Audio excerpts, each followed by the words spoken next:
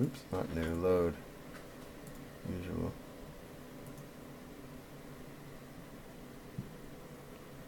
Come together. Yeah, great choice of using a Beatles song. Right now. I'll have to redo Will's window. Of course. Anyway. 2 weeks for Fate of the Furious. Dude, okay, so I fell asleep one night. All right, what have you watched so far? Well, should I be honest with you? Yeah. I watched 3/4 of Fast 4? The one in Mexico? Yes. Yeah. 3/4. Did I screw it up again? Yeah, because you did rectangle, not square. Every time. Every time. It's alright. Yeah, and that's the one that has Gal Gadot in it. Yeah, no, I'm gonna get caught up before, because Fast 8 looks sick. It does, and they just get more fantastical as they go along. Indeed. Let me get rid of that one. Looks alright, yeah. Yep, Kind of on top of each other though. that's fine. It looks like I'm the big spoon. Okay. I'll take that. See, you always do it. All right, let's get to SWTOR, dude. Let me get my bumpers up. Everybody, welcome back. Nope, no one's there. Everybody left, dude. Oh, fine. I'm showing 12. I'm joking. On my thing, it says 0, but I think it's because it hasn't refreshed yet. Here we go. I am excited about this show. Since you said we have new stuff, dude. I'm pumped. Yes. All right. What are we at, 92? Episode 92. Well, before we get going, there's some back and forth in the old chat here. Some speculation about Justice League, it looks like. Yeah, and actually, I've heard for a fact that Superman, of course, will make an appearance. I mean, they're not going to just ignore him for the whole movie. And we do have some, later on, we have a little bit of news about Spider-Man 2 that we didn't talk about in the trailer. Yes. But, again, this is, side note to the main show. Yep. Should we go? Tangent. You're on slider duty? Duty. All right, just kidding.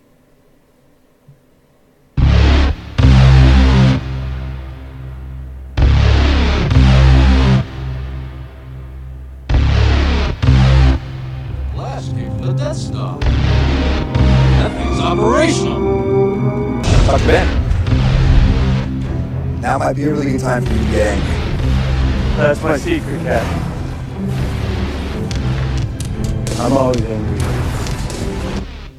Hello and welcome to episode 92 of the Usual Podcast. Podcast where we discuss Star Wars: The Old Republic, the Star Wars franchise, and geek and pop culture. I'm your host, Marshall, and with me is my co-host, Will. Say hello, dude. I did it all in one breath again. What up? Hello, dude. I did it on one breath again. What's up? I just wanted to change it up. We're just sitting here enjoying our usual frosty beverages. What do you got? Tonight, I'm actually just drinking a Diet Pepsi because I had a little bit of a headache and I didn't want to put any alcohol on top of that tonight. But I'm in there. I'm with you in spirit, with you and your drink over there. What do you got? I am silently judging you. Did you like my use of the word spirit? I liked it, but also by silently judging, I mean I'm judging on a podcast that I'm recording, and I'm saying I'm silently judging you, but I'm honestly judging you. I hate you It's much. okay. I'm drinking Fog Cutter Double IPA. I'll hold up to the camera for our live folks. This one actually is kind of has a what would you call it, a Ghost Rider. Ghost Rider feel to it. Yeah, you got that. Anyway, it's 8.7. It's lovely. I usually drink this at our spot actually when we go to. You do? When we haven't been to dinner in forever since golf season started, but Yeah. it is what it is. But yeah. this is your last week on a Thursday, right? This is our last. So this is the last. So we're a little late this week. We just finished trailer time, and we'll talk more about that later when we talk about patron stuff. But this is my last Thursday. I don't have to rush around, and we can continue on with Thursdays. We were talking about maybe changing the night, but I didn't want to do that. No. So last Thursday, I played well today. Yay. Yeah. Shot 93. Got in double digits. Yeah, I should have been an 88, 89, but nobody wants to talk about golf on this podcast. But there was some speculation in our Twitter groups that I was going to be triple digits. Did you finish putts short? No, Brian, this is to you, bro. 93. There was some talk on Twitter. Brian from Bad Feeling. No, I got you. But Okay. did you finish some putts short? No. I'm not feeding into your shenanigans, dude. Anyway, before we get started, if you have comments or questions, you can find us at theusualpodcast.com. Email us at theusualpodcast@gmail.com. And we're on Facebook, Google+, Pinterest, Instagram, Twitch, and YouTube. I'm at Darth Pops on Twitter. Will is at Imo Griggs. We're on iTunes, Stitcher Radio, and Google Play. Give us time. Please, could you give us some ratings or something? Ratings would I'm be not nice. talking to you. I'm talking to them. But I'm not mad. It's just been stagnant. And, just A little stagnant. a little iTunes, a little click here and there would be cool. Click, Yeah, clack. I'm all right with that. Anyway, we have the timestamps in the show notes for non-SWTOR fans. We have some cool SWTOR news this week. We do. But if you want to skip around, we have pop culture and Star Wars. A lot of stuff this week. But it'll go fairly quickly. Yeah, I do want to throw something out here at the top of the show. Is Just it approved by me? No. But just because it's actually about Comic-Con, and we don't normally talk about conventions until the very end of the show. And I know we have some East Coast listeners, so just in case that sometime we have some East Coast live listeners is what I'm saying. Just in case they decide to cut out before the end of the show, do not forget, a week from Saturday is Open Reg. Oh, yes. We have a ton of Comic-Con news always at the end of our show. This will come out, this will come out way before that. But open registration for San Diego Comic-Con if you're trying to get tickets. April 8th. April 8th. Make sure you get your member ID. Indeed. Well, no, it's too late. Those are closed. Oh, really? Yeah, that's in the news later. Oh, okay. We just flip-flop our entire show. Conventions are the last thing I know, we do, right? And you put it at the top. Now I'm all jacked up. All jacked up. Moving on. Timestamps already said that. What else am I saying? Oh, so thanks to the chat room. We have a ton of people in there tonight. So thank you to Red and Jim and Zen and Skeen. And I don't know who else is in there. Death Thrones and Yeah, Steve is in there. Cool. Thanks, guys, for being here. Zen's drinking a little bit of port tonight. Nice, dude. Trying to class up the joint. Yeah. I'm gonna buy a bottle of scotch when I'm out of town. I don't drink scotch. I love scotch. Moving on. I don't think that'll be classier, but it'll look more elegant. So, like on the live stream, like if I'm sipping scotch, Oh, that's a good point. people would be like, "Oh, this guy." Right? There's a great line from How I Met Your Mother where Robin says, "I love a scotch that's old enough to drink it to order its own scotch." That's pretty funny. All right, man. So I already said the timestamp thing. Where are we at? I'm all over the place. Oh, so we'll try to keep an eye on chat. Thanks for being here, guys. But we're gonna get to Star Wars: The Old Republic here pretty darn quick. Boom. Before we do that, though, we have a new, in quotes, patron to Jazzy Cat. A returning patron? A returning patron, Jazzy Cat. Thank you for being a patron. If I didn't send you a message, I will very soon. I think she must have got the last one, I think. But anyway, bottom line is make sure you get access to all our patron exclusive stuff. Absolutely. Thank There we you go. very much for coming back. Yeah, SWTOR time. Aha, I almost beat you to it. You want to fight? I'm ready. You do not have to stand against me. Instead, I will share all of this with you if you will only kneel. Okay, so since I'm behind on chat, yes, Red, April 8th, my birthday, by the way, is the open registration for the public. As long as you have a member ID already, you can get tickets for Comic-Con. And hello, Arjar. How you doing, buddy? Are we good? We're good. But they're coming for sure. So we're doing our meetup. So we Yes, can we are. definitely keep that going. So that's happening. We'll talk more about that later. Well, really quick, Red, is this going to be, is Comic-Con going to be pre or post Big Day? I think it's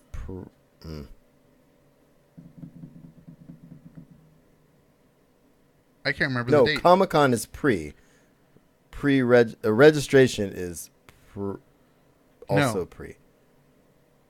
I'm saying, is Comic-Con, Yeah. No, Comic-Con is post. it's post their big day? Yes. Okay. All right, I'm just making sure. Are you good? I'm good. I'm sure.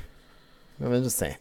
Anyway, what'd you do in game this week, dude? Well, as for those of you following along, this week on Will's saga of leveling up his bounty hunter. Oh, is that No, a actually, thing? I've been leveled up for months now, but actually, since the last level cap increase, but I finally finished coffee with my bounty hunter. Oh, And congratulations. I've moved on to my my Jedi counselor, Nice. which is cool because I actually did not kill. Spoilers. No, it's a companion. For the bounty hunter? Yeah, I actually recruited before because I was playing a good. Oh, you're talking about the Alliance. Yeah, Oh, Koth. Koth? no, it's out of the storyline. It's one of the companion alerts, and it's a. Oh, I know who you're talking about. It wasn't Skadge. It was Kim Vol. Yes. The Kim Vol mirroring the. I love that guy. Yeah, you know. Yeah. Cool. All right, So that's it? cool. Oh, so we had WOG this week. I think by popular demand, Ravagers won. Okay. So we tried to get some Ravagers in. We did. Oh, and I forgot to mention last week, and it's too late for this week, but for the next WOG, we kind of put a poll up to see what we should run on the internet. You know, Yeah, the how did internet that go? works. And it was fine, except we had to do Ravagers, and we got through the first. I want to say 3 bosses. It may have been 2. It was a long night. But yeah, we got as far as we could. But honestly, that content's a little out of our reach. Honestly, Yeah, and for those of you who keep trying to get me back into WOG, I would still love to, but track season has started, and now Saturdays are when I start getting up at like 4 in the morning to go on long road trips. So it's not going to be until at least after track season is over. unfortunately, Red is saying he does a group on our called Whip. Is it what is PvP? I believe is what it is. And I would love to do that. He's trying to get us to go on the 13th. That is my 10-year wedding anniversary. So that will be a nope. That's going to be a nope. Although I will bring my laptop with me.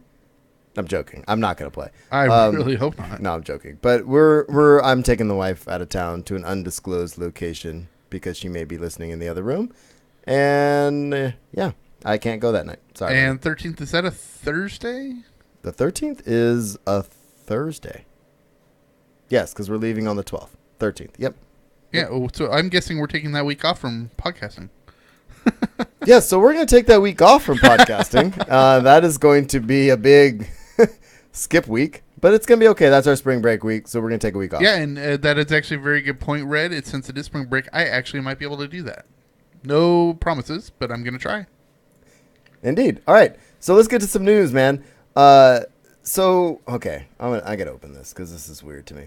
So somebody was basically saying they were trying to send a video to Eric Musco about somebody cheating Okay. in PvP or whatever. So basically somebody took a screen grab and... No, I think they were trying to send a video of somebody like botting or cheating like in PvP. I think it's what it's getting. And he was frustrated because I don't want to read the negativity of the post.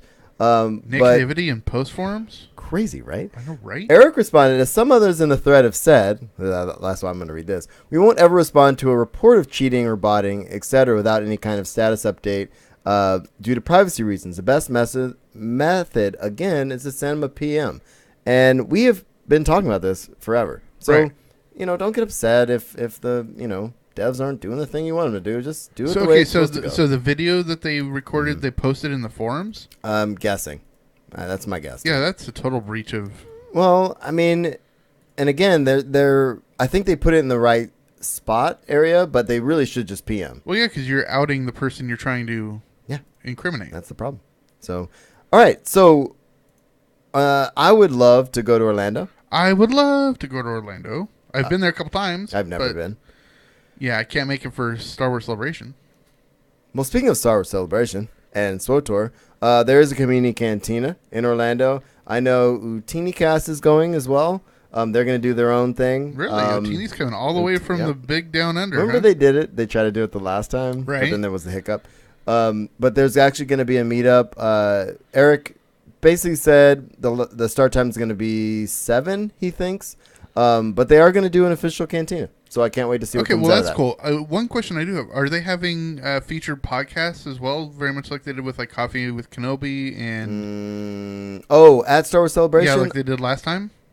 Honestly, I haven't been listening to a lot of Star Wars podcasts, so I'm not 100% sure.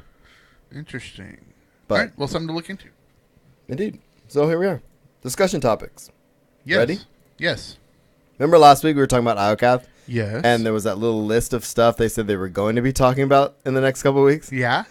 We got some news. Awesome. Are you excited? I want to hear about IOCATH. Do you? I do. I feel like you're being sarcastic. Like a little facetious. Like just a little... Really? I feel like you're being a little whiny bitch. Well, here we are. So today will mark the start of us revealing more of the nitty-gritty details of Game Update 5.2. So in a nutshell, they're trying to say who can access IOCATH and who cannot. Okay. As we've known in the past, you had to be a subscriber to do ops. You have to, Yeah. to get to level 70, you have to have been a subscriber at some point, Yes. right? Otherwise, you're locked at 65. Okay. Yes. So that said, there's only one requirement to be able to access the new story content 5.2. The character must be level 70. You with me? Yes. So, you do not have to have an active subscription to play the story content, but in order to have a level 70, you must have subscribed since KOTET launched. So you have to have had a subscription at some point, but Okay. you don't have to have an active subscription. Does that Got make it. sense? Got it. All right. And the character does not need to have completed Coffee or KOTET to play the story. However, they're recommending you do because there will be spoilers. Exactly. And as far as the story goes, they're basically going to make assumptions for you about Right. your character based on Yeah, I got you. light and dark and stuff like that. So that's it. Pretty cool, huh? Hey, Mox has joined us. Mox, you're late. Zen, I am Late. going to say I don't like you anymore because you are going to Star Wars Celebration. Oh, yeah, I'm mad at Zen now. I'll still talk to you, but I'm mad at you. So there'll be spoilers, as I said. Playing IOCATH will not affect your Coffee or KOTET gameplay in any way, such as advancing the story. And to launch the new storyline, just head to your ship to the mission terminal, and you're good. Cool. So and as long as you're level 70, you can get to IOCATH. And Zen also mentions that Coffee with Kenobi has mentioned that there is going to be some sort of podcast-related session at Star Wars Celebration. I didn't want to say it on the mic, but I have I'm literally 70 episodes down on that show. Well, they put out so much content. Yeah, I know. I'm. It's a long story. It's like saying I'm 70 episodes behind on the Smodco channel. Yeah. Well, I'm glad Well, when they're he going. puts out like 10 episodes a week. But it was actually kind of cool though, because the last Star Wars Celebration, a lot of Cantina Cast, which I'm going to talk about them a little bit later. Cantina Cast and Coffee with Kenobi and Skywalking Through Neverland, all these Star Wars podcasts. Right. They all had a stage. It was a podcast stage. Exactly, And they yeah. got to do their thing. So I'm glad they're doing that again, and they deserve it. They're Yeah, I mean, they get the numbers. yeah. Well, they have better numbers than we do. They're better people than we are. Well, Oh, I don't want to say it. Well, I just did. it's done. Here it is. All right. All right, here we go. So, choices. Somebody wanted clarification on the choices that they would make as far as the thing Right. goes. And Eric says, default choices assumed as in what companions you have or don't have, or who will let live or kill, dark or light, etc. Or do you mean we will tell you what specific options you have? So he's trying to get clarification on this. So what it comes down to is basically what I said before. They're just gonna make blanket. I don't think that story has to do with any of those decisions. Okay, gotcha. I mean, if it did, then Right. it wouldn't make much sense. So anyway, level 70 for the op. What do you think? Well, I put this in here because somebody asked, do you need to be level 70 to access a new operation, or is story mode doable with level 50 plus as all of the story modes? And he says you can access it via Group Finder at level 50 tunes with other story modes, and you'll be bolstered accordingly. So it's just like every other op. Yep, just like everything Okay. else. So that's good. I'd like to give a quick thanks to Red and Zen for Don't saying, thank any of them. I'm just kidding. Continue. he was saying that they are not better people than we are. Oh, thanks, guys. Thank you. Even though I just insulted you, so you might want to go back on that. Well, you're not a better person than they are. I am. I'm drinking a better beer, though. You are, This beer because is- I'm drinking no beer. This beer is the bomb. All right. Are you ready for the PvP stuff? I am always ready for some PvP. Did you hear about any of this yet? I have not. Oh, I love breaking news, SWTOR news to you. Okay. I'm not going to read this whole post because it's long. But they're trying to encourage PvP on IOCATH, right? Right. And Because we talked about how it's going to be similar to, well, we're thinking it might be similar to what, like, the Southern Shelf Yeah. was in Well, I'm just glad you remembered our conversation. I did, yeah. I'm old. I'm not that old. Okay. Well, I'm just glad you remember we did a little projecting. We did. Right? We projected a little bit. Well, with the And we're not launch, talking about projecting our feelings. We projected ideas. well, your feelings are pretty clear. With the launch of 5.2, the War for Iocath, we wanted to be sure to encourage PvP. So, as part of the design of the mission on Iocath that players will be running into each other fairly often, they found an opportunity for PvP. So here's the deal. In open world PvP, enemies and allies will be determined by the faction you choose. Because remember, if you're a Republic character, you can choose to fight for the Empire for the storyline, right? So on this planet, that's your decision. So it says, for example, if you're a trooper who chose to fight for the Republic, you'll be flagged as an enemy against a Jedi Knight who is flagged for the Empire. Okay. How kind of cool is that? That is kind of right? cool. And then it says, choose which faction to side with has no effect on your character outside of Iocath. Okay.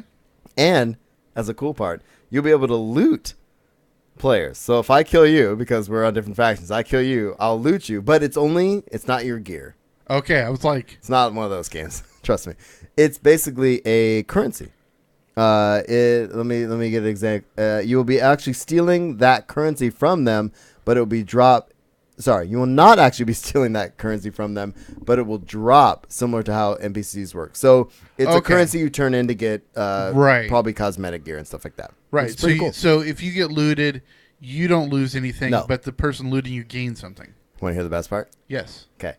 On Iocath, you can spend that currency to do special things, such as piloting a walker. You'll be able to pilot the walker in the same areas as other players and use said walker for murderous intent against enemy players. I knew that was going to be your reaction. I love how they actually said murderous intent. I think that's important. That is important, and I can already see you maniacally driving that thing. Oh, I'll be cackling all the way through.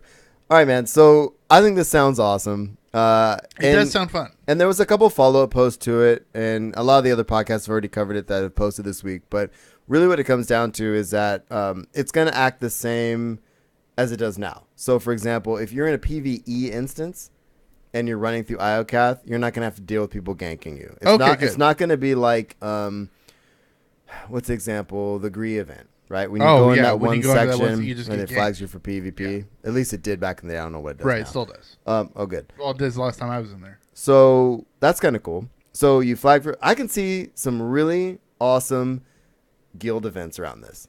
Like, you know, we get our WoG group together or something, all flag as imp and run amok in walkers, shooting hella fools. That sounds amazing. Dude, if you're in Walker, you're stomping hella right? fools. Stomping, pulling. Can you... I want to know if you can use those abilities like in the story, like where you can pull them in and then stomp on them or use the... I think that'd be sick. That would be rockets and stuff. Yeah, I'd like us all to get into walkers and act out Bring Into Noise, Bring Into Funk.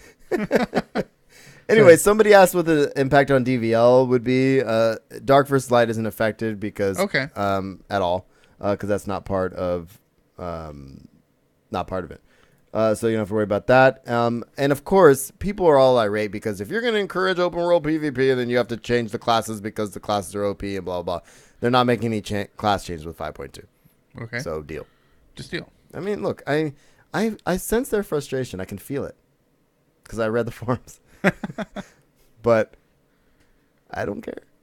And I'm going to get killed anyway. Oh, yeah, you are. But that's why I run in a group of awesome people. Yeah, we do. And I covered the other thing. So that's pretty much it, dude. Okay, so here's something else that came up today. Are you ready? This is the last thing in SWTOR. I am ready. Just today, and I saw this while I was on the golf course because I follow certain tweets and stuff. I know. I saw this tweet as well. It says, today, get a 20% bonus command experience for all operations. Nice. Are we running an op? Too bad it's not WoG Friday. It's not WoG night. It's Thursday. Sons of bitches. Anyway, just kidding. I'm joking. Not really. So 20% bonus. That's kind of cool. And I didn't see this on the dev track or anything. So this is just like a social media like, hey, come and do it. Yeah, I'm sure it would happen. Obviously, you would see it in the game too. But, I'm sure. You know, whatever. All right. Anything else for SWTOR, dude? No, I think that's it. I think it's time to move on to some pew-pew-pewness. That might be the name of the episode. Pew-pew-pewness? I was raised to do one thing. But I've got nothing to fight for.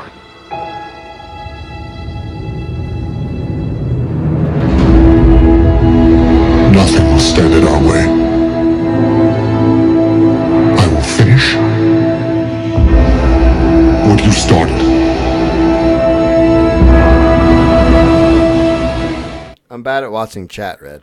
Have you noticed? Yeah, and actually, Red just types so much it's hard to keep up sometimes. Anyways, That's okay. We still love him. Yeah, man. The one thing we probably didn't mention, and I'll probably spice this in to the other section because my editingness. The one other thing that people were talking about is that it basically is reminiscent of what they were trying to do on Ilum in the beginning of the game. yeah, right? exactly. So It says 91 again why did it flip? Oh, because you updated. Yeah, sorry. thanks, Skeen. All right. Yes, we're moving on to Star Wars. We got a couple of news. Doing this on the fly. Yeah, so we got a couple things about what Mark Hamill is planning on doing. So this is one of the things I'm really wish I was going to Star Wars Celebration. So Zen, if you have a chance of checking this out, he's Mark Hamill's going to be hosting a Carrie Fisher tribute at Star Wars Celebration. I don't know how exclusive that is, but if you go to that, we would love to hear some feedback from you. I'm going to open this up and check out a couple of the details. But excuse me, the other thing, I have another link in here that has some tweets and stuff that he put up, which was really nice. And obviously they were close. There's some really cool pictures of them together and stuff like that, which I absolutely love. So it says Sunday, April 16th. Excuse me. We'll see Hamill take the stage solo, no pun intended, for the appropriately titled Hamill himself. That's a Q&A. Let's see. On Friday, April 14th, fans can attend Mark Hamill's tribute to Carrie Fisher, in which the actor remembers the talent, humor, and legacy of his friend and co-star.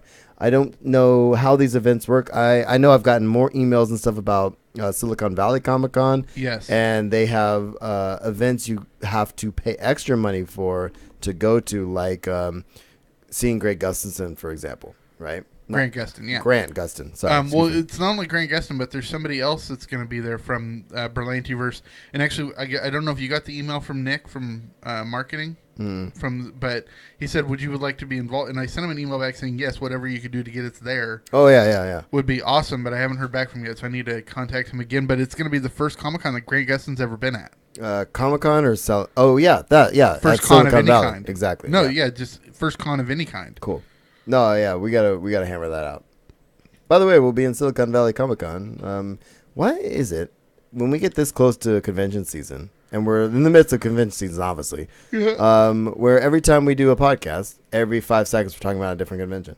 Because there's so many damn there's a lot conventions going during on. convention season. Anyway, if anybody who is going to Star Wars Celebration, dude, definitely, if you can get tickets to that, it'd be cool. I don't know if they're gonna record it and stream it eventually or whatever, but Yeah, well, Skeen points out that hopefully it'll be live streamed. yeah, it'd be really cool to see that, honestly. To Skeen, you read my mind. Yeah, well, if you remember last year, they streamed the entire event, right. and that was fantastic. All right, Last Jedi news. You ready for this? I am. I want to know what you think about this, Okay. because it says the first celebrity cameo is confirmed.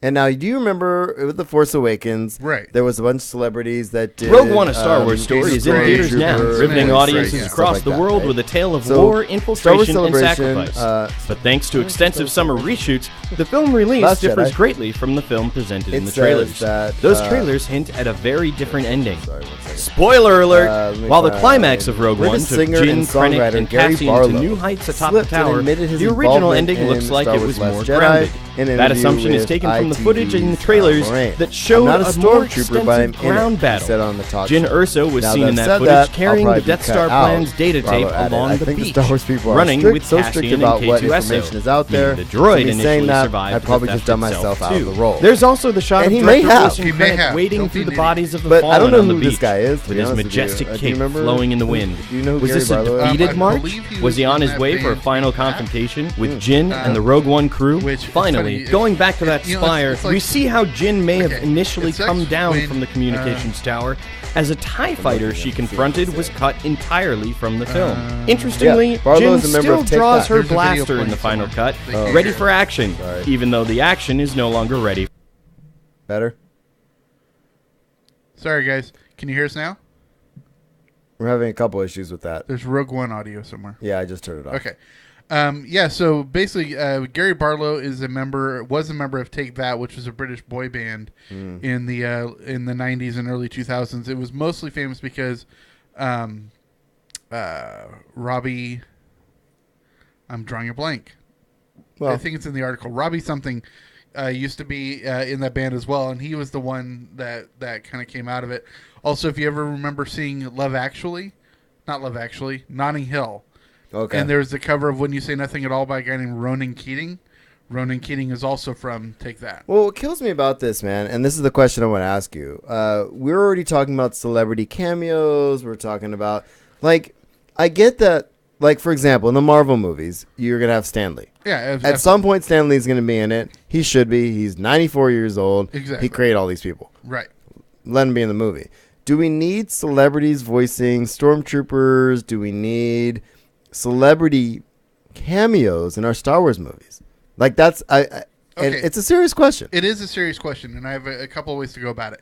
And actually, the next article I have here will kind of touch Is the on... chat room saying yes to that? No, I think they're saying yes to Robbie Williams. Thank you, Zen. Oh, yeah, cool, thanks. But no, I think that was them saying yes, they can hear us. Oh, sweet. I think there's two different ways to look at this.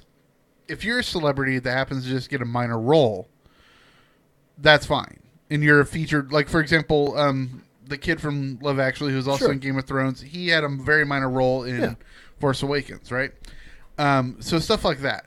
I'm also good with the cameos, like what Kevin Smith did, what Daniel Craig did. What I'm not okay with is what's happening here. Right. Is like, who cares about it ahead of time? I would like to see the movie and like, hey, oh, this person was that after the fact. Right. And that's what we ended up doing with The Force Awakens. We were like, Yes. oh, wait, now when I rewatch it, yeah, Kevin Smith was that stormtrooper. Exactly. Or whatever. But knowing ahead of time is kind of annoying, but also at the same time, like...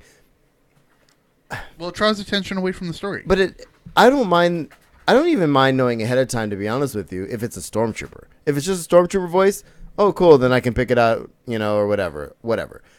But having a celebrity be like in the background or come in and do a thing just because they're a celebrity, I think is kind of...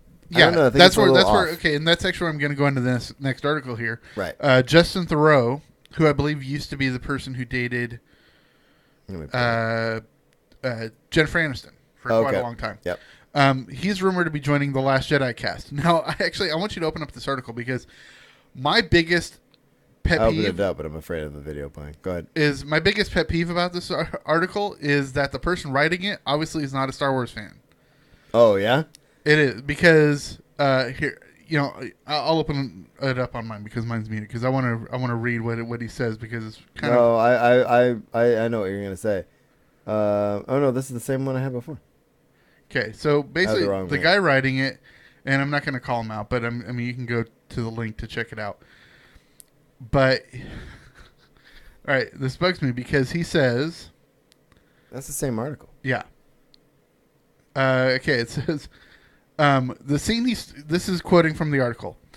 The scene he starred in is set in a casino-like environment, so it features the actor looking incredibly dapper in a pristine white tuxedo. Well, not exactly actually a tuxedo, but an outfit that the Star Wars world would create to be worn to an otherworldly casino. And he's and has a role in the film and plays an, quote, expert slicer. Right, Okay? I did see that. What's a slicer? Well, a slicer's a hacker. Thank you. Right. Slicer is a Star Wars hacker. Right. Now, this guy says, when you hear the word slice in regards to Star Wars world, your mind automatically jumps to images of a swinging lightsaber. Are you serious? That's what he says. We doubt anyone he's wielding a saber would have such a minimal role. I'm like, obviously, Fired. Dude, learn your shit. Sorry, Yeah. pardon my language. But seriously. So far, that's 2 episodes in a row where I've had to censor you. Yeah, I'm sorry. But seriously. Are you, though? I am, because, well, this just kind of works me up a No, little you're bit. worked up. I like it. I am Continue. worked up because I'm like, dude, this actually could be a very, very cool role of a very dapper dressed hacker. Right. Get it right, because that's going to be a cool role, I think. It sounds badass, but that guy blew it. That guy totally blew it. Anyway, so we're going to talk more about CinemaCon later. There was some footage of the movie shown at CinemaCon. Yes, and if you don't know what CinemaCon is, I'll just tell you. Well, I'll Just get found to it out later. today. I'll get to it later. So yeah, there was footage shown at CinemaCon this week. Indeed. To I'll tell you who it is later. But it's getting really good reviews. All right. So that said, there wasn't a lot shown from what Of I course can not. understand. But let me find it. It says, while the footage was super short, Brandon noted that it showed Ray. I don't know if people want to hear this, but anyway, Ray wielding a lightsaber, which we've all seen Shocker. before. Given the description, it seems like the footage was taken from the sizzle reel shown to investors at the annual meeting for the shareholders, Which we talked about last month. which we did talk about. And the reel was said to feature Ray as she trained with Luke's lightsaber. Cool. So it's not much, it says, but people getting to see footage of the film, that's Yeah, badass. That is badass. Yeah, I'm in. Han Solo. Yeah, you put this one in here. I put this in here for the sole reason for the quote that I'm going to read in a second. Okay. So this says, rumor Han Solo lead was afraid of being cast. Okay. So who is the lead for the Han Solo film? Do you remember? Yeah, it's Ehrenreich. I just never say his name right. Alan Ehrenreich? Ehrenreich? Alden Ehrenreich. I just wanted to mess it up for you. Okay, moving on. So Jack Rayner was in the running. Yes, he he was was. one of the ones, right? And so this is the quote he said.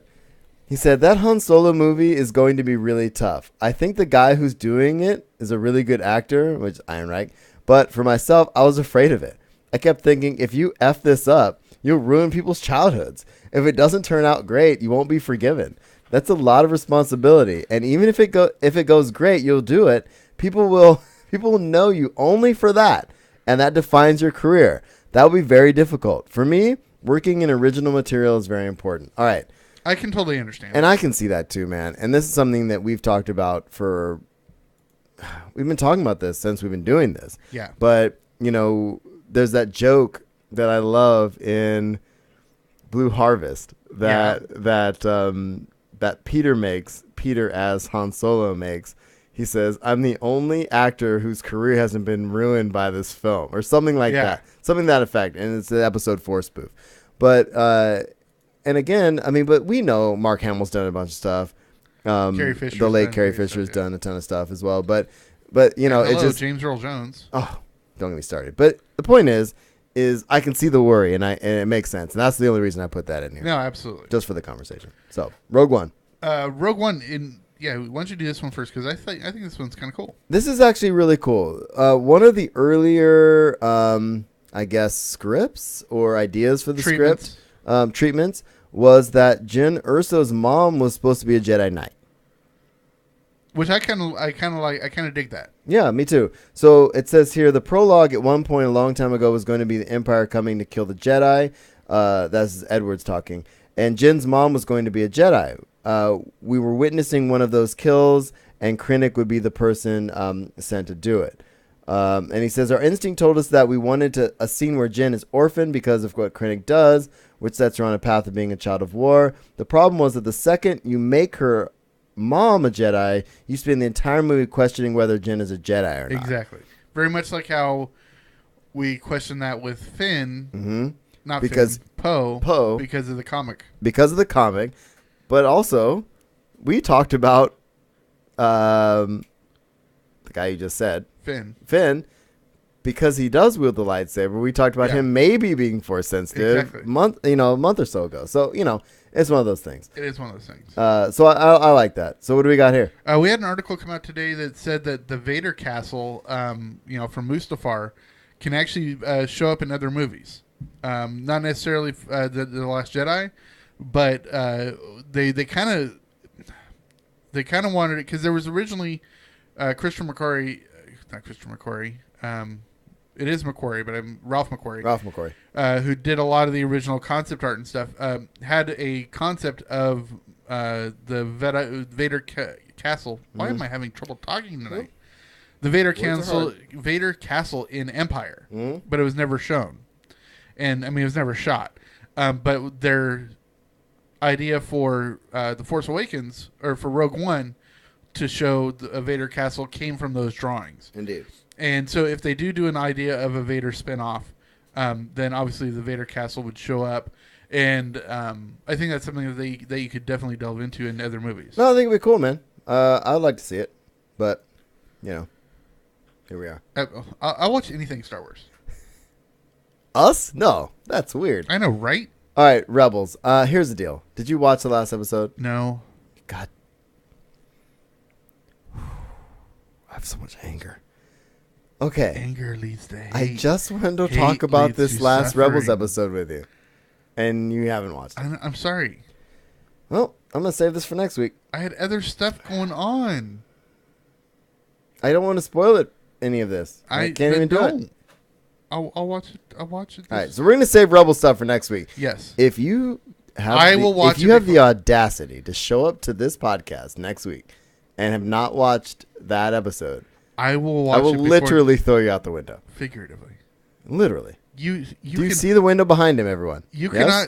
cannot pick me up. No, you have no idea what I can do. Well, that's going to take us out of Star Wars, my bitterness, apparently. We have no Parks news for once. And no Parks news. That's weird. Anyway, if you have... Here's what I'm going to do before you get all slidery on me. If you have watched the Twin Sons episode of Rebels and have some input, tweet me or send us an email, and we'll do a little segment next week. Awesome. So do that. Yeah, I'm on board for that. Cool. Basically, what I want to know from you is what you thought of the end, okay? What you thought of the Ezra portion, and what you thought of Obi-Wan's presence on the screen again. Okay, awesome. I'm boom. okay with that. And to answer Zen's question, I cannot really say how I watch Rebels. I'll leave it at that. Well, you could, but no one's gonna care. No one's going to care. All right, so we're on to... There's no corporate folks watching this. I know, right? Listen to this madness. I'll tell you that. All right, let's go to the last section. I can't imagine any kind of future where I'm a hero. Well, you're not. In the future, none of you are heroes. You're legends.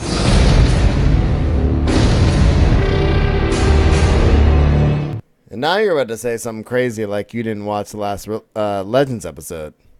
And well, no, but I have a little tangential story to talk about here really quick. Oh, do you know? About copyright with Lucasfilm. All right, this is a personal experience.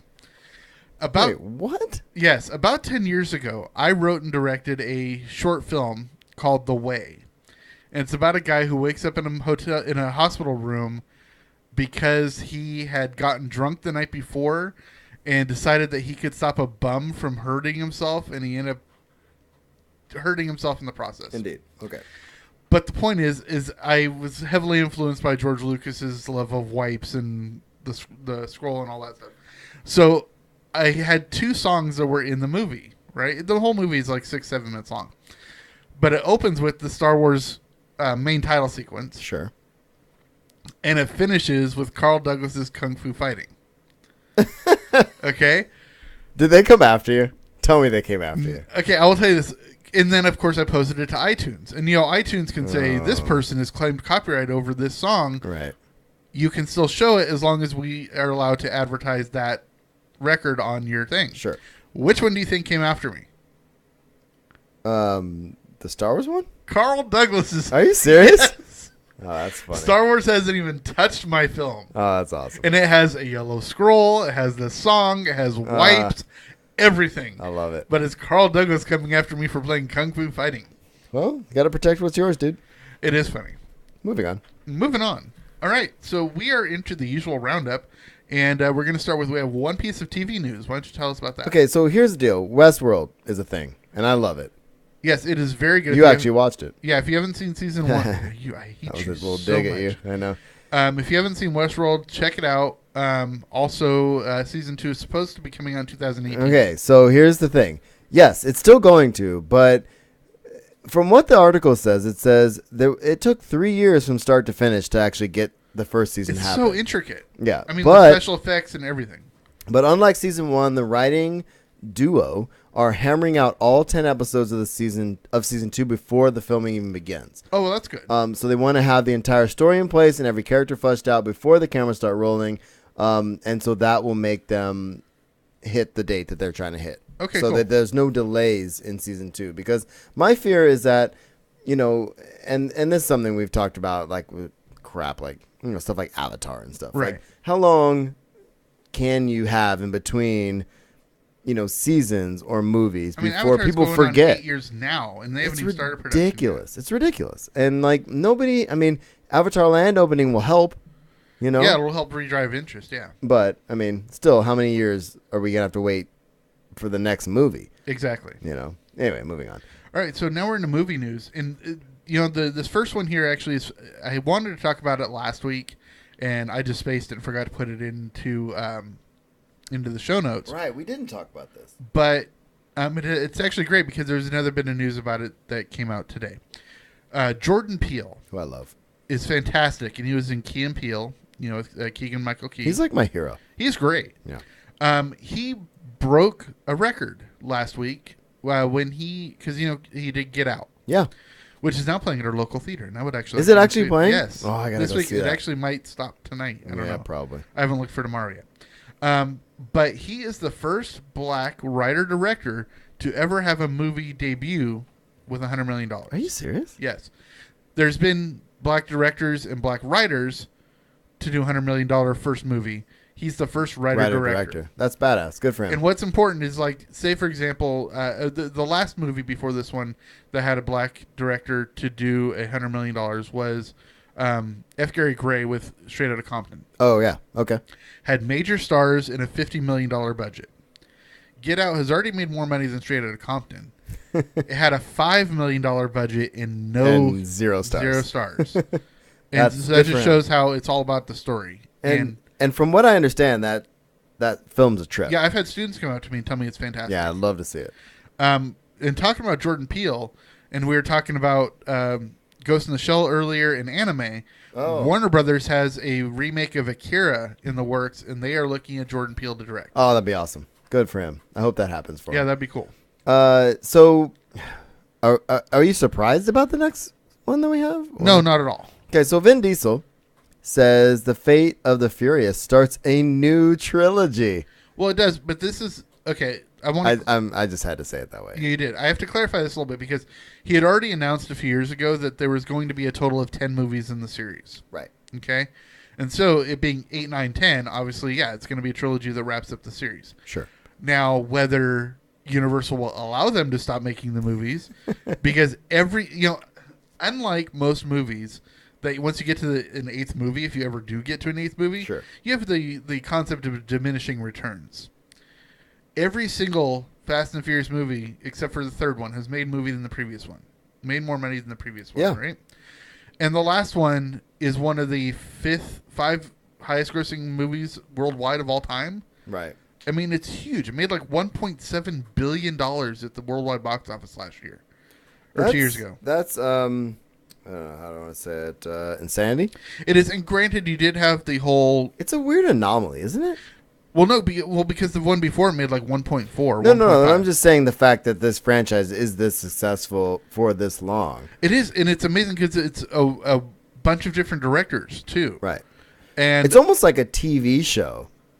Like it is kind of. Like almost like, I don't know, like Flash or Supergirl or something where like Kevin Smith comes on and directs an episode and it's pretty good. And then it like kind of keeps going. Like it's not like the same dude putting out the same movie. You know what I mean? Exactly. If there's different directors. I mean, you would have like, different actors too. Yeah, you bring in different actors and Right. everything. And, you'd have like, I think Justin Lin did a couple, in talking about black directors, John Singleton of Boys in the Hood. Yep. Did the second one. Right. So I like that one. I thought you would, and that's actually one of most people's least favorite.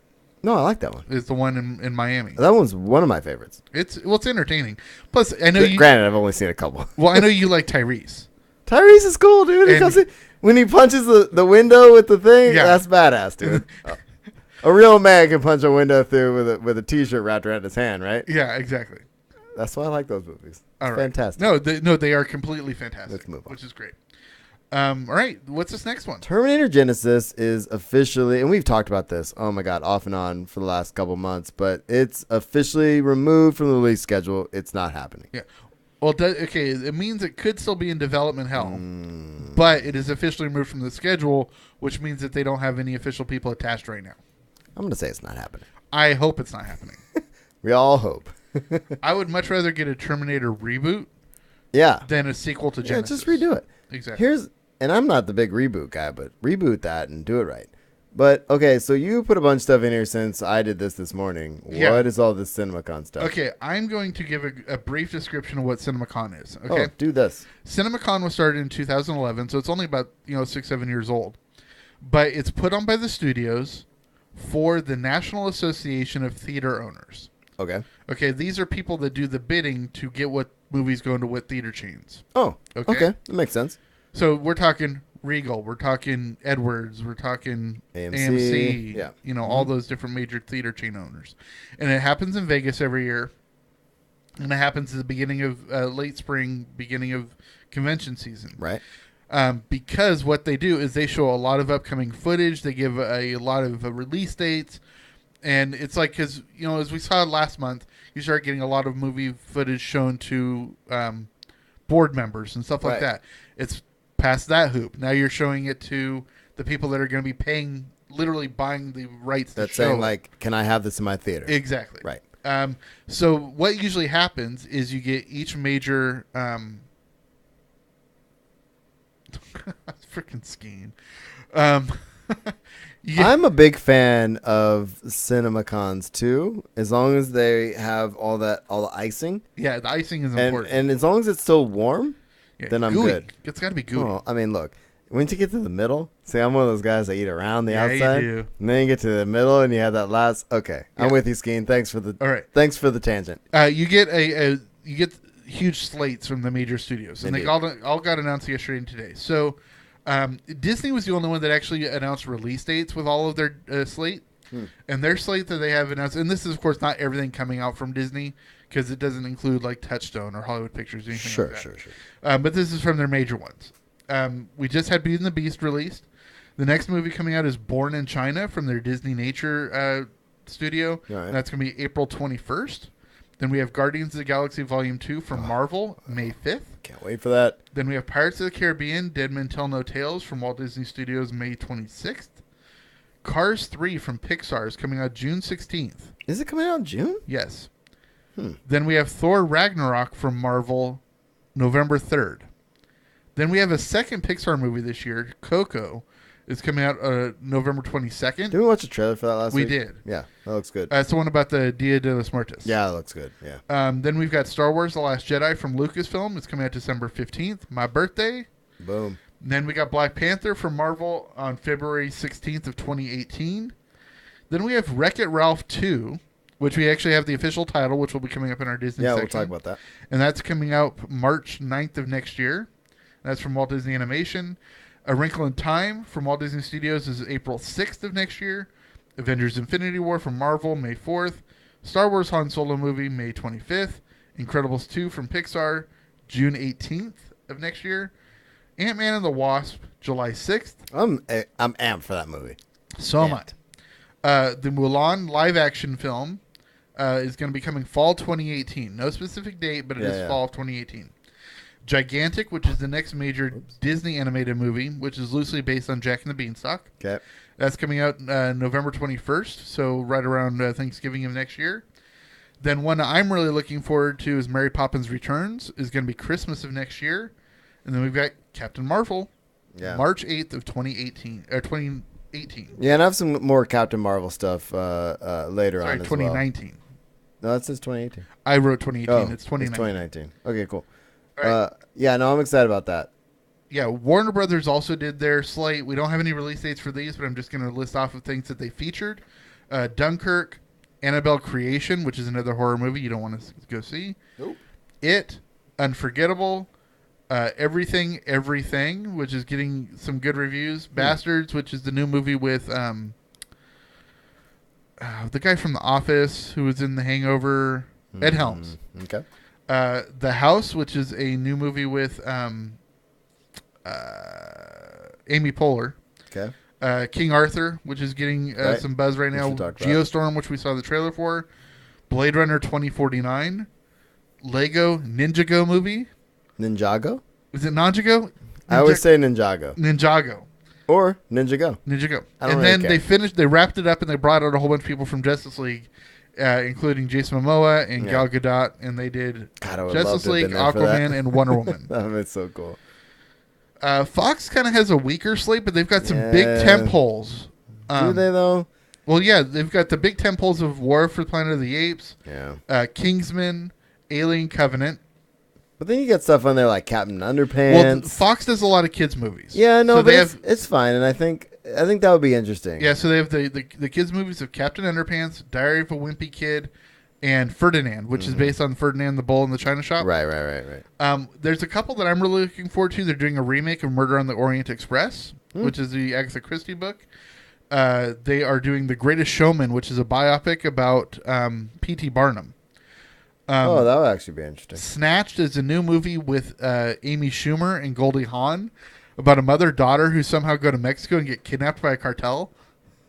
I feel like, did I see something? We saw a about trailer that? for Yeah, it. we did. Okay, Yeah. okay. So that looks funny.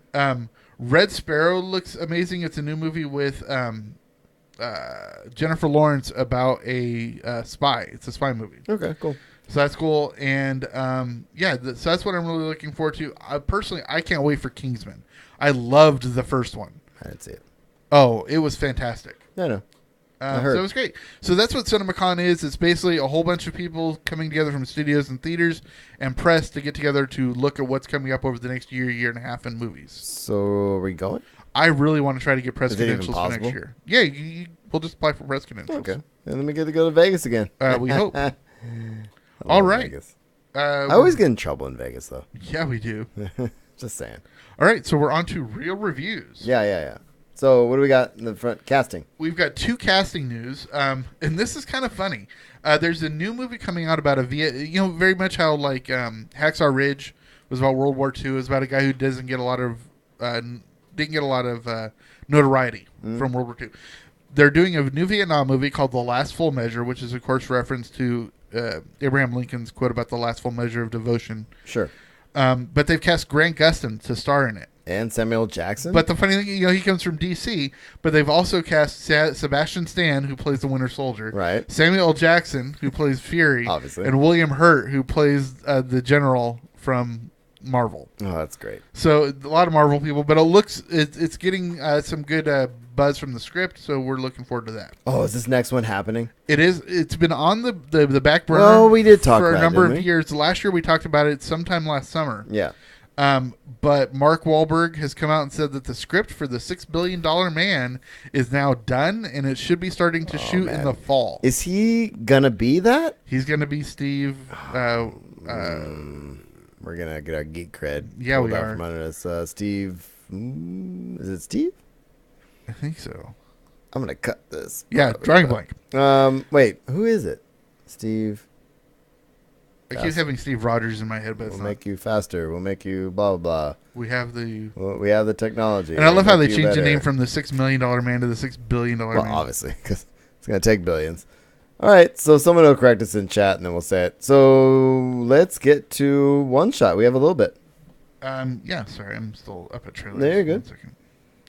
All right, we actually this one's Is this happening? Okay, yeah, we actually have 2 bits of comic book news. Yeah. But I put one in a different section. But Okay, this cool. is the first major one. It has been announced that they are doing a Deadpool Kills the Marvel Universe again. Oh, I read the first one. Yeah. It's amazing. Yeah, well, this next one is going to be coming out later this year. I love it, dude. And I'm so behind on comics, but I gotta, as I've said, but I love Deadpool Kills the Marvel Universe. That is so much fun to work for. It's such a great read. I can't wait to see it again. Yeah, well, if you open up the article, they actually show a cover for the first issue, and it shows Deadpool standing like in front of a brick wall, and he's cutting paper angels out of all the different characters. I love it, dude. So that's pretty darn cool. Oh, he's so great. Okay. All right, so now we're into the Universe of Usual, and this is where we're going to get our other comic book news is in Berlanti. Yep. Mark Guggenheim, who we reference a lot because he's the creator of Arrow, right? Right. And he's the showrunner for Arrow, whereas like Berlanti oversees the whole thing. He's running Arrow. He is actually taking over a Marvel property to do the comic book for. He's writing a comic book, and it's actually the relaunching of the X-Men. Because later this year they're having what's called the Resurrection. And this doesn't have to do with the TV show. No, it's just a Okay. comic book. Okay, cool. And he has been in charge of writing it, and it's going to be called Steve Austin. Thank you, Steve Austin. Thank you. Thank you, Archer. So anyways, he's taking over what's called X-Men Gold. And a lot of people are saying that the sort of stuff he's putting out so far to get ready for this is very much like Claremont's run in the Okay. when it was very popular. Cool, man. So you put this in. Legends of Tomorrow obviously is wrapping up its season 2, and what we talked about earlier is that it's so versatile, right? And so it says season 3 they're going to be adding new characters. Of course they will, because they added new characters for season 2. Yeah, so they're going to be adding new characters for season 3. Now the tricky thing is the showrunner, the executive producer, has actually come out and said that they are going to be bringing an established character from the world that has never appeared in the DC TV before and is not from the comics. Interesting. Which means it could be a character that has appeared on Gotham, maybe in the DCEU or something. So there's a lot of, what could it be? Yeah, I wonder. So it's kind of cool. Well, I'm ready to find out. I love that show. Yes. And some Supergirl stuff. I'm behind on Supergirl, obviously, but I'm not. Linda Carter confirmed she's playing a Durlan, which I don't know what that. It's an alien thing. Yeah, there's actually a picture of her. I saw the picture. It's gross. Yeah. Super gross. And this is actually really kind of cool. I mean, if you don't know, Linda Carter, of course, played Wonder Woman in the 1970s TV show. But so she's going to be in this, and I'm excited. It's super gross. Supergirl. Yeah, I was gonna show the chat, but I guess I just can't have that up on my screen anymore. It looks weird. DCU. Yes. Okay. Here's the big news. Oh, it's happening. Yes. This is the news you were talking about. Batgirl has been announced. Nice. And guess who's directing it? Well, I can see it on my screen. Joss Whedon has switched sides. And he is not only directing it, but he is writing. This is going to be his first writing and directing since Avengers Age of Ultron. But he has flipped sides. He's gone from Marvel to DC. Who cares? When he writes stuff, I'm in. I don't even care what he does. And I'm going to take you back to what and this is kind of, I can understand why Black Widow has never gone off the ground then. Sure. If he's been in talks with DC to do this. Now, it makes sense to me. Now, my favorite Joss Whedon quote of all time is back when he was doing Buffy, which, oddly enough, this is the 20th anniversary of the Buffy the Vampire Slayer. Right. A journalist got up and asked him, why do you write such strong female characters? Do you remember what his answer was? Because you keep asking me that question? Yes, exactly. And so if he's going to do anything in the DC universe, I'm glad he's picking up Barbara Gordon. I think this can be great. Because there's so much you could do with Batgirl, but Barbara Gordon eventually becomes Oracle. Right. So, and my question for you, I mean, not really for you, but just anybody out there, do you think he's going to keep, because Batman is typically pretty dark. Yes. Batgirl, obviously Barbara Gordon's gone through some stuff. That can be pretty dark. Do you think he's going to skirt the line between dark and light, or is he going to go full dark? He has great experience of skirting dark and light, like with Buffy. Well, sure. And Angel and all that stuff. And as Skeen talks, hopefully he can turn the whole DC movie around. What I like if they get him on their side and he does some, he might be able to pull them out of this, because if Justice League and these other ones don't do well, it's gonna get iffy. Well, exactly. But what I love about it is that he is such a, I hate to say it, he's what DC has wanted Zack Snyder to be. Exactly. And Zack Snyder just doesn't have the chops yet. He's done some great work, and he's a very visually stunning filmmaker. Yeah. Just watch 300. But I love 300. It's one of my favorite movies. But what Whedon can do is he can, what's the word I'm looking for? He can control the output of directors around the project without being in control. Yeah. Okay? I got you. Which is why he worked really well with Kevin Feige over at Marvel. Right. Feige was the mastermind. Whedon was the auteur. Right. Okay? I got you.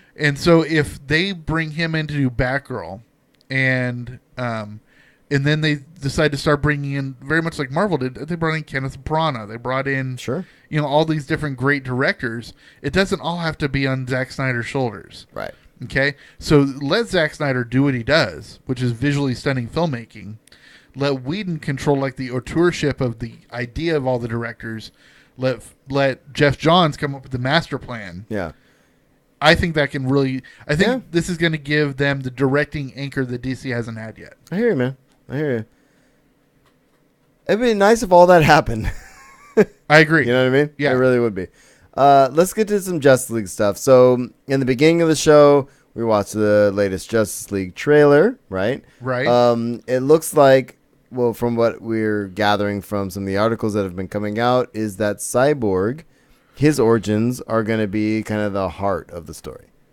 Yeah, which actually makes a lot of sense because if you remember from Batman v Superman, the footage that they steal from the mainframe, and you see the little snippets of videos, you saw the Flash doing the whole carton of milk stays in the air thing. Right. But the big thing with Cyborg is you saw 2 different videos, and it was of him being created. And so that just makes total sense. I agree. Justice League and Aquaman going IMAX VR.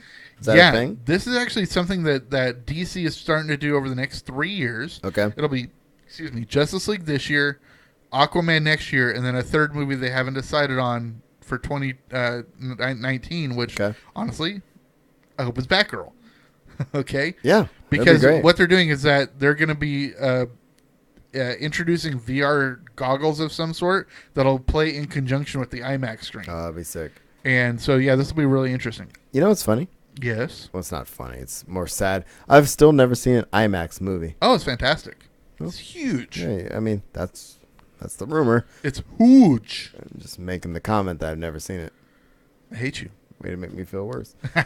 Justice League trailer proves Marvel's superior strategy. So I put this in here. I might skip this one. I'm going to skip this one. Yeah, skip it. And you can skip the next one because we already talked about that. What? Well, when I was talking about the slate and what they showed at CinemaCon, yeah. A little behind the scenes here. But what I will say is that Wonder Woman, if you remember, they did an animated feature in 2009, which got really good reviews. And they are going to be releasing a commemorative edition of that 2009 film May 2nd, which is just a few short weeks before the Wonder Woman movie comes out. Nice. Sounds good. You want to know the title of Wreck-It Ralph? I do. We're into Disney now. Yeah, well, this is the one piece of Disney news. We only have one. They released the title of the new Wreck-It Ralph movie, and it is called... I don't know. What is it? I'm just kidding. It says, Ralph Breaks the Internet, Wreck-It Ralph 2. That's a long title. It is, but it's kind of the way things go now. It makes sense for this movie. I really, really, really liked Wreck-It Ralph. The 80s video game nostalgia was in 90s. It was beautiful. It was a really good film. Well, I think it just totally played into your love of Ready Player One. Well, things have to do that. Which we didn't even talk about it at CinemaCon. I didn't see it come up at any of the studios. I cannot wait because it's being filmed. I thought it was coming out this year, but it's still filming, and I thought they were done. Well, it's probably in post-production. Okay, but I believe it's due to come out sometime in December. Okay, cool. All right, Fox News, Deadpool 2, of course. We cannot go a week without talking about Deadpool 2. Because I don't think Ryan Reynolds can go a week without talking about Deadpool 2. Good point. Release date. So it says the release date is going to scare away. This is the title. Scare away competition according to the screenwriters. So the release date. Let me find it here. So what's the latest in the script? Well, I don't think they've actually released the release date. I think they're saying when they do. Oh, okay. I see what they're Which saying. I hate to say, it's par for the course. That's just what it is. Things get moved around all the time, and then that shuffles everything else. Well, when you find out there's a Star Wars coming out, even kind of near your movie release, you're gonna move it. Well, like we talked about last week when we had a movie go from December to when Star Wars moved their Han Solo movie. Right. Well, they didn't move it, but it announced that it was It's for in sure May. in May instead of December. Something moved to December. It left October, which left the hole in October. Things move around all the time. Exactly. Speaking of Deadpool 2, Brad Pitt, as we've talked about, is officially out of the running. You know, I think he would have been really, really good. But I would like to see it. But I still like some of the people that are like David Harbour would be a good choice. Yeah. I really would not like to see Michael Sheen, even though I do think Michael Shannon is a great actor, but he's already in the DC universe as I couldn't think of his name last week either. He was the villain in Batman v Superman. So there's this weird interview where they're talking to one of the screenwriters for Deadpool 2, and they asked him about a Wolverine cameo, and he's like, "Oh, that'd be funny."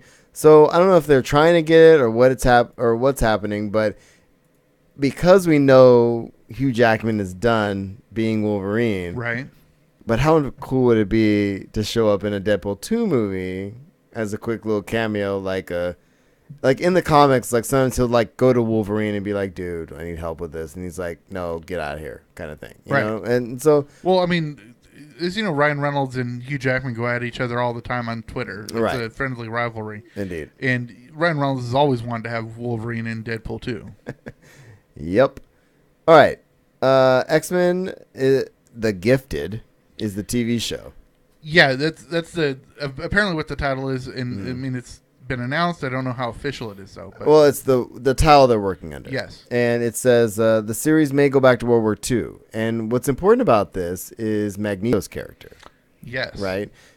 Considering he, Holocaust and all that origins, stuff, right? And his origin. So it'd be interesting if that's where they go. That is still one of my favorite scenes from.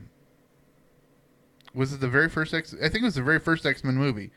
Maybe. When you see him as a little boy and they're taking his mom away from the concentration camp. Right. And he's bending the fence and all of the Nazis are trying to pull him. And it's not until they knock him out when they all drop. Yeah, that's bad. It's a great scene. I remember when they were first coming with the idea of the Origins, right? And they did Wolverine Origins. Yeah. But the next one in line was supposed to be, if Wolverine Origins had been successful, the next one was going to be Magneto Origins. That's the movie I wanted to see.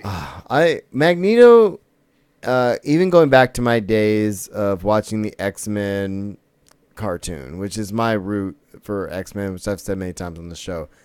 Magneto was so intriguing. Yeah. And it's that origin, it's that strength of that character, and it's that coming from where he came from and knowing that, like, it's not like he's just evil to be evil. It's like, no, he's evil from experience. Yeah, I've been twisted this way because of this stuff, and I like what some of the early ones are doing, like the First Class and stuff like that. Yeah, especially what First Class did with the whole bringing up with the idea with the coin and all that stuff. That's really, really cool.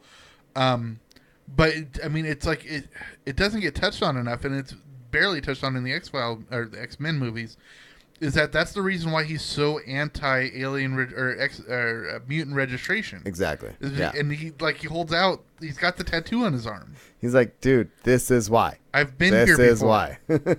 Oh, man. I love it. All right, let's get to Sony. We have a bunch of Venom stuff. Yeah, as we talked about Venom, they're doing a Venom movie that's supposed to be coming out next year. I believe next October. Yep. And right now, the person on the top of the list to direct is Adi Shankar, who was the producer behind the remake of Dredd. Oh, that's cool. Which I actually liked that. I like Dredd. Dredd was good. It's and there's another article in here. Basically, it's intended as a radar launch of the new shared Marvel universe. Is it shared? No, it's not. No, because they've actually come out and said that the Venom movie and also the what's the other spinoff that they're doing? Venom and we talked about Black Cat. Week. Yeah, Black Cat. Those are going to be no way connected to the Marvel Cinematic Universe. They're standalone from the Spider-Man universe. Indeed. Well, here we are. Yeah. You put these in here. I didn't. Oh, just thought it'd be funny if I left a little dead air. You hate dead air. I know I do. I always like to talk. All right, so continuing. Venom movie production start date is hopefully, it says, where is that? Oh, really quick. Good night, Zen. Thanks for joining us. Good night, dude. See you later. What? Raspberry Pi? What? I don't know what Raspberry Pi is. Oh, that is. So according to industry casting website My Entertainment World, Venom will enter production in the fall of 2017. Which makes sense. We were kind of trying to get an October 2018 release. Indeed. So yeah, so that's good. So we have some Venom stuff. What else do we have here? More Venom stuff, and I think this is a no-brainer, but it's gonna be listed as a horror science fiction, Well, yeah, because you're talking about an alien symbiote that needs a human host. which I think is funny. I like these articles because it's like, well, let me just give you the obvious. Yeah, well, you got to remember they're also writing for people that not necessarily are Yeah, hip no, to the jargon. You're right. All right, so we have a couple Marvel things, and then we'll get to conventions and get out of here. So we're almost done, but I already know the answer to this question. Have you started watching Iron Fist? No. I already knew that was your answer. I am over halfway through. Okay. I have some frustrations with, first of all, Iron Fist is the second biggest Marvel Netflix premiere. Boom. Okay. Done. Are you with me? I am. I'm guessing behind Deadpool or Daredevil 2. I think it's Daredevil. Let me open this up. But that's not even what I'm upset about. Okay? And in fact, I'm not even upset about anything. Oh, wait, where is it? I want to see what the number one is. Okay, I'm not going to do that right now. So here's the deal. I'm over halfway through. The wife and I love the show. Okay, cool. I love it. It's like kind of like an Arrow meets a little bit of Daredevil and what else does it feel like? It's dark. It's dark in times. Like the origin part of it is kind of Arrow-ish. Okay. Only in that, and Batman. Okay. I mean, obviously it's Batman. Right. But here's the bottom line. I don't understand the whitewashing issue because anytime I've ever seen Danny Rand in a comic book, He's white. it's a white dude. Right. It's a white guy who learns kung fu. It's a white dude. Yeah. So what's the problem? Right. I just don't get it. I don't like, get it. and I get like maybe they're like, well, give it, why does it have to be a white dude? Well, because the comic was. I mean, his name is Danny Rand. That's what I said that to the wife the other day. I said, I don't want to be that guy, but that's a pretty white sounding name to me. Yeah, I mean, it's not like his name is Daniel Esposito. One of my best friends growing up was named Danny, and oh man, that guy could not. I mean, it's just Danny. white kid, curly hair, just like Danny, Danny. Rand, dude. It's Danny. Anyway, moving on. That's not the point. The point is the show is phenomenal. It's really good. Okay, good. I'm enjoying it thoroughly. I had one of my friends from high school posted on Facebook today that he had started watching it, and he said the first episode was really good. Yeah. The second and third episode were pretty much on par. He said then he thought it kind of started sliding down. Yeah, it gets a little slower at that point because they're trying to deal with, and I know exactly the episodes they're talking like about. Slow and deliberate storytelling. I'm fine with it. And honestly, and I'm trying to remember, I was talking to somebody about this as far as Luke Cage goes. Right, Luke Cage was also slow. Luke Cage is slower Yeah. than Iron Fist. Like, there's like whole episodes that go by where he does nothing. Yeah, and there's a difference But it's between about being, characters. right? And there's a difference between being slow, Yeah. and a difference between being deliberate. Yeah. And honestly, I don't think that they're not dragging out Iron Fist in that way, and they weren't doing the same thing with Luke Cage. I think it's the same kind of slowness, I think, is what we're talking about. It's they're fleshing out characters, they're dealing with the situations. I'll give you a great and all example. that. I was listening to a podcast that I listen to a lot called The West Wing Weekly. Yeah. And it's basically one of the former stars of The West Wing, Joshua Malina, who's now on Scandal, has come together with a podcaster named Rishi Keshaway. And they watch an episode of The West Wing every week and recap it, right? And look at it, 18 years on. And they just had Richard Schiff on, who was in I know that guy. I know that name. He was in Deep Impact, but most recently he was in the detective agency. Dirk Gently's Dirk Gently, yeah. Yeah, he was one of the cops. Oh, I love Dirk Gently. Was the black guy?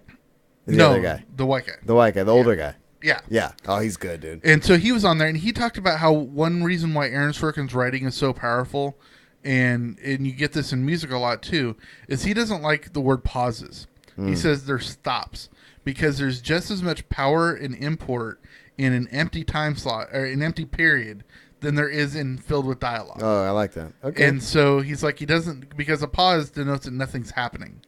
But with a stop, there's deliberate action to make it stop to happen. So you have something happening in the silence. Indeed.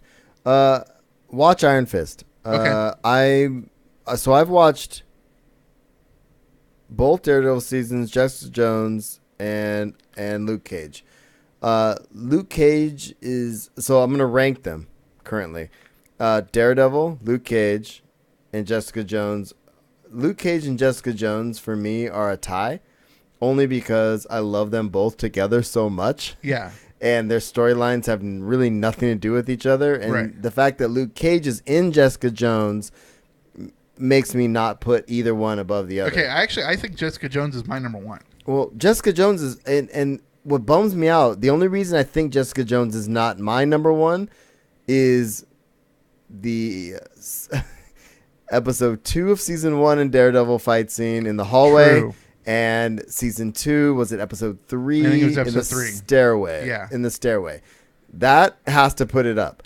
But I love Jessica Jones, that character, more than all the other characters. Well, I mean, you know me. I love film noir. Film noir and Gumshoe. That's why I'm really, really looking forward to this next season of Archer. Yeah. Which debuts next week. Yeah. Which, by the way, I'm going to plug this really quick. There's a new Archer app called Archer PI that you can play a game along with the show as it goes every week. I love it. But Jessica Jones is, I think, my favorite character, her and Luke Plus, Cage. David Tennant was a fantastic villain. I know. But the problem is Daredevil just had so many more characters and so much, and me, I just love the action. But Plus, it was the introduction. Yeah, and I don't want to be labor all And this, but I do want to say Skeen makes a great point. He says, by being deliberate with all of the origin stories, Netflix will be able to hit the ground running with the Defenders. Indeed. Which is what I think Defenders is going to be sick. I can't wait. It's going to be sick. And I cannot wait to see Sigourney Power Weaver? Man and Iron Fist together. I want to see, I hope that in the Defenders they do the meetup, like how they ended up being Heroes for Hire along. Exactly. Throw Deadpool in there. They won't do it, but like the Heroes for Hire thing, like Deadpool pops in all the time. True, but you're also going to get Misty Knight, and you're definitely going to be getting and the Night Nurse, by the way, Punisher, and hopefully they start calling her the Night Nurse, since Rachel McAdams was never officially Can I just named tell the you? Night Nurse. Slight spoilers. Rosario Dawson. Oh, she's fantastic. Rosario Dawson shows up in episode, I want to say 5 of Iron Fist. I want to say 5. I love her. When she shows up, it's like the best thing ever. There's a scene where there's food being eaten. That's like the best thing ever. I just love it. Okay, let's move on. Cool. Doctor Strange. It's done in the box office, and it did some good numbers. Yeah, it had long legs. It did. What did it finish with? $232 million in domestic, and $677 million worldwide. That's pretty darn good numbers. That's significant, dude. And that makes Doctor Strange the 9th most profitable Marvel Studio film. You know what's great about this is because you think about it, $232 million is not actually huge numbers. It's big. Yeah. It's not huge. I mean, Beauty and the Beast, that's doing huge numbers. Oh, yeah. Okay? You're going to have those breakout hits, but what Marvel has done by creating, I mean, you have the Marvel brand regardless. Indeed. But the Marvel Cinematic Universe brand has allowed it where they don't have to do as much advertising. You can do much more targeted guerrilla style. Sure. Like when we went to Comic-Con last year, and for Ant-Man, they had just some people walking around that had a little tiny billboard. Yeah, why not? That you take a picture of. It was like, it was That's all great. you need. Exactly. It's stuff like that. You buy ad time and stuff, but you don't have to put as much out for every single movie. Right. So therefore, every single movie becomes much more profitable because you don't have to have that marketing campaign behind it. I hear you. Black Panther, Letitia Wright is confirmed as Shuri. And I don't know who Shuri is or Letitia Wright. No, but they're just filling out the cast, which is great. I'm glad. Spider-Man Homecoming, which you watched a trailer of earlier, which I cannot wait for. Pepper Potts is rumored to return. I actually really hope so, because Me we've too. already lost Natalie Portman as playing Jane Foster. And we actually haven't seen Gwyneth Paltrow as Pepper Potts since Iron Man 3. Now, for me, this makes a lot of sense because Stark is going into a mentor role. Yes. And to have her there to check him here and there would be kind of cool. But you have to remember in Civil War, they were on a break. True. But I'm hoping that maybe Well, hopefully this will explain it. yeah. And I don't want to dive any more into it. No. We already saw in the trailer Captain America makes a cameo appearance, at least in that video that he's watching. Yeah, right? well, I love it. He's like, "Do you know Captain America? Yeah. I took a shield." That's great. And you want to skip this one? No, well, actually, basically, the director details how Vulture has a connection to the Avengers, and if you read the canon in the comics, Vulture actually has a vendetta against Stark. Oh, yes. And you actually saw that come out because he's talking about how the rich can screw over people, and so That makes sense. he already has a vendetta against Stark, and I think that's the backbone behind his villainous. Cool, man. Guardians 2. All right. James Gunn announces Guardians of the Galaxy double feature. Yeah, actually, and it's Do you just realize how bad I want to do this? oh, that'd be very cool. And this is one thing I do like about living in big cities. Yeah. Is that you do have more of this. I mean, actually, even the theater in Atascadero does this. Yeah. They do they did the whole Harry Potter marathon before it and everything. But actually, these tickets just went on sale, I think, yesterday, and it's called the Ultimate Pass or something like that, and you can buy passes. I would just love to see both those. I love the first movie. I've seen yeah. it so many So much times. But seeing that and then going directly into the sequel would just be phenomenal. Oh, So absolutely. if you're in one of those places that does this, do it. Let us Do know. it. Let us know how it goes because I would love to do it. And the last thing I have in here before we get to convention news is Brie Larson wants Captain Marvel to break the glass ceiling. And there was a quote in here, and I feel like we've talked about this before maybe, but even if we have, she says, "I feel a great responsibility," Larson said. She was speaking with the Sunday Times. "I want to create this symbol of strength and humor for women that I really wish I had growing up. It feels so valuable," right? This is my favorite part, though. "We need to break through the glass ceiling. Women go to the theater to see a movie with a male lead, and men will go to see a film with a female lead. We're all equals here." Boom. Yeah, no, I totally agree with that. Now, the frustrating thing about this is Marvel's way behind. This is where Marvel's way behind the curve. Oh, definitely. She's talking about wanting to break the glass ceiling, but we already said that Captain Marvel's not going to be coming out until March of 2019. Yeah. Wonder Woman's Woman's going to be soon. out. Batgirl is already going to be far into the works, and Birds of Prey, Gotham City Sirens, is and gonna so they missed the boat. They honestly missed the boat with Black Widow. Oh they yeah, should have done the Black Widow movie. should have been, especially after they introduced her in Iron Man 2. Mm-hmm. Black Widow should have been right after Captain America. And I think the reason they didn't do Black Widow is she has a dark backstory. She does. And I think that's why they didn't do it, but I think they blew it. They honestly. did. Honestly, you know where I think the perfect spot in the cinematic universe they could have plugged it in? Yeah. Thor: Dark World. Ah, yeah. If they put it in there and pushed Dark World back, I think it would have been much better. Yeah, I hear you. Comic-Con news? Comic-Con. Convention news. WonderCon starts tomorrow. Yeah, it's WonderCon's one of those things where we're going to get a bunch of news out of. yeah. Well, it's run by Comic-Con International (CCI), Yeah. but it's held at Anaheim Convention Center instead of San Diego. Yeah, and so it's basically a slightly smaller version, Yeah. and not so widespread version of San Diego. Right. Basically, this is Comic-Con's intro to convention season, whereas Comic-Con International at San Diego is the end of the convention Oh season. yeah, it's huge. So let's get to SDCC news. Member IDs were closed, Which you mentioned earlier. I think that happened last week, actually. Yeah. Open registration is slated for my birthday, April 8th. Yep. And that is not this coming weekend, but the weekend after. Yes. So again, if you have a member ID already and you want to try to go to the convention, that's your opportunity. That's your last opportunity, honestly, to get a chance of walking into the convention hall. So it's going to be a stressful day. If you get lucky, cool. If not, it is what it is. I've got the RNG fingers. Yeah. You seem to do. Whatever. So what are the odds of getting a San Diego Comic-Con badge? Minuscule. Yeah. Oh, God. You don't even want to. I put a link in the show notes for this. This is STCC unofficial blog. They do posts like this all the time. Read it. Find out. But know that maybe, just maybe, you'll be lucky enough. Yeah, well, this is something that's like ripe for an infographic. Yeah. Because, as for my understanding, Let's say there are 130,000 people that went to Comic-Con last year. right. I mean, let's make it a round number. Say 200,000. Okay. You have 200,000 people that had tickets to actual tickets to Comic Con last year. Sure. When they do pre-registration, or what is it called now? Returning registration. Returning registration. What they do is they release half those tickets to all of the people that had the tickets. So basically, you have the 200,000 people from last year Right. trying for 100,000 tickets. Sure. Those 100,000 tickets are gone. When you get to open reg, it's not only the 100,000 people from before, but now the millions that are trying. Yeah. It's everybody that has a member ID trying for half of what was offered last year. Right.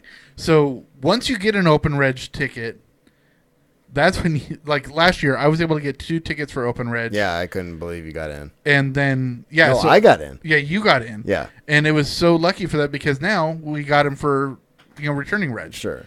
And we've applied for our press passes Yes.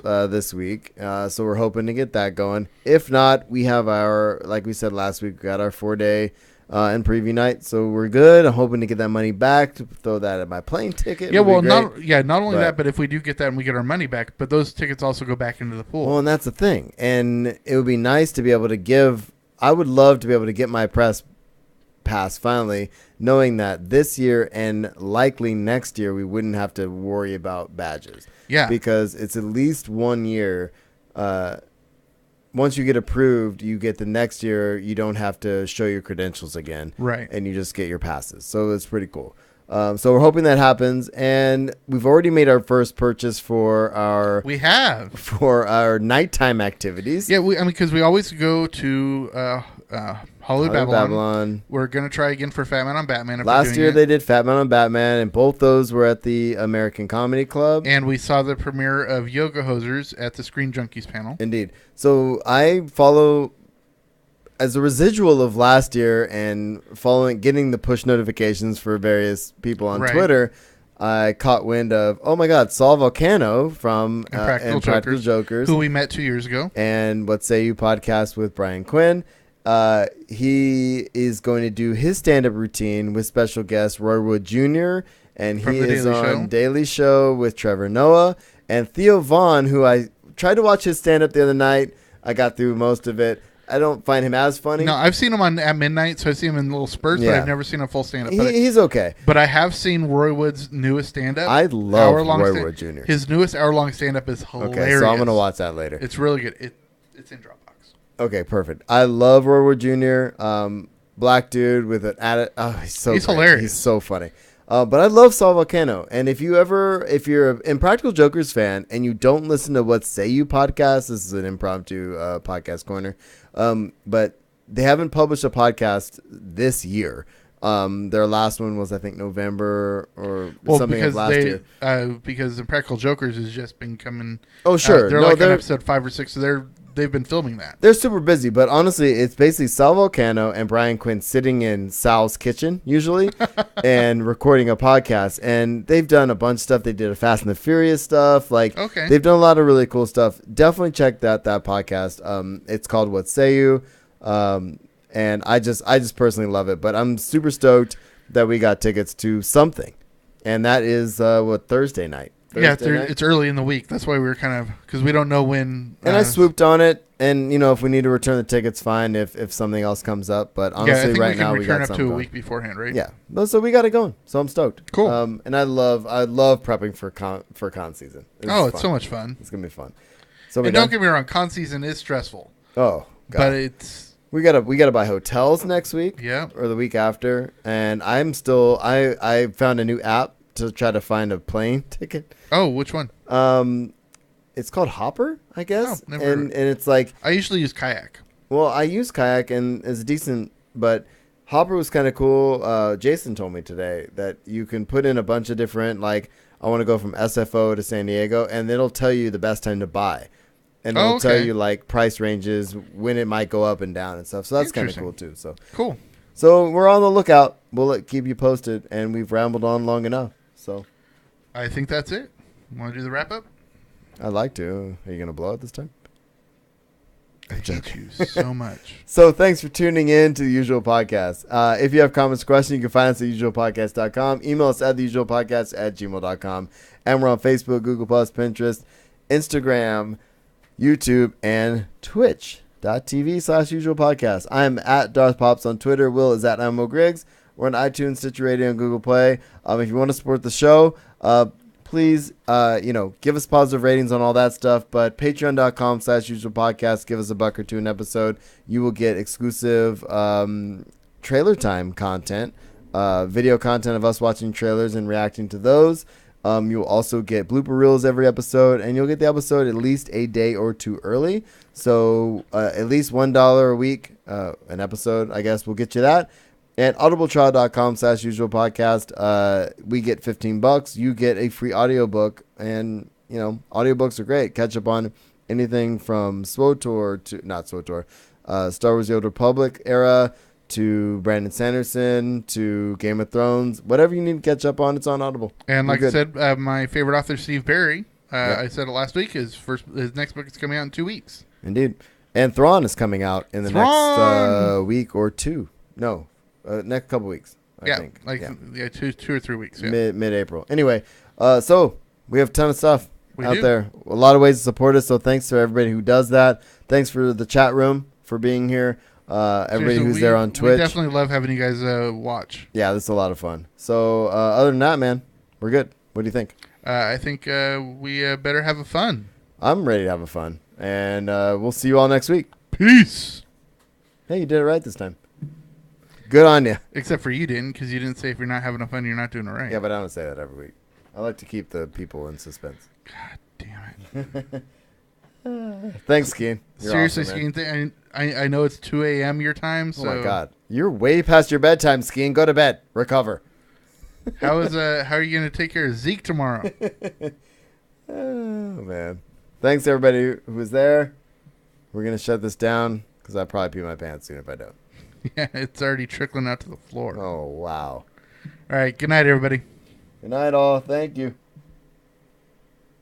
Did I stop it? Nope, I didn't. I'm stopping it. Skeen said it's all good. That's what I'm saying. Sometimes I'm up till 2 in the morning. I'm like, well, sometimes I'm just up till 2 in the morning, right? Good night, Mox. Hey, I don't know. I might have to miss a walk tomorrow. I don't know. I'm going to message some people. My wife's leaving town. It's chaos. Okay, moving on. So you're done. I'm done. Sometimes, you're done, and I'm still talking to people, and you're... because you love to talk. I do talk a lot. Anyway. All right, Mox. Everybody, I gotta go. Goodbye. You're all awesome. Just know that. Know it. Own it.